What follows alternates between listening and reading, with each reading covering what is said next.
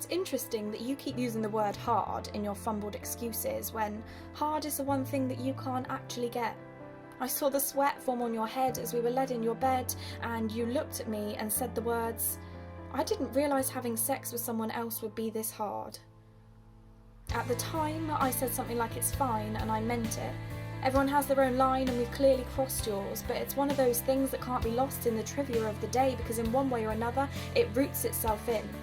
It's like in year 3 when you were supposed to be carefree, but a boy called Charlie announced he could see spots on your skin, and you never forgot it.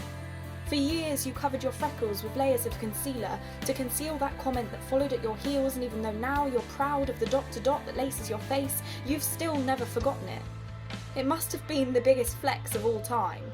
When you turned round and announced we're gonna 69, I didn't ask you to be so crude, and yet when it came to it, you couldn't even follow through. Is your masculinity really so weak that you've got to seek reassurance through criticising my technique? I'm so aware of my own worth.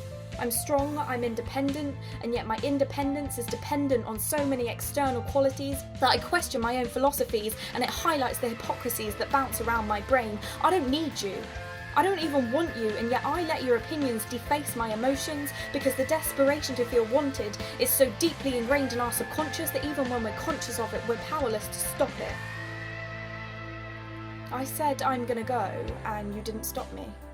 You didn't even say text me when you get home, and everyone says that even if they don't mean it. Tears track cracks in my heavy heart that I'm trying so hard to hold together. Its stone casing is crumbling, and as I'm stumbling back, for once, I'm actually facing the emotions inside, and I justify why I'm allowed to cry the entire 50-minute walk along the roadside. I'm crying because I wasn't enough for you. I'm crying because the ghost of a girl from your past was more appealing to you than me in the present. I'm crying because I tell myself it means nothing, and yet here I am, with it clearly meaning something, and I want to be stronger than that. I'm crying because I'm constantly craving the comfort of someone's touch, not even your touch, anybody's touch, and I want to be more than that.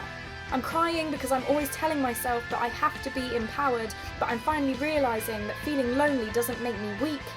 I don't need to constantly seek reassurance. It's not about endurance, it's about acceptance. And then suddenly it makes sense. I'm crying because I've stopped trying to lie to myself.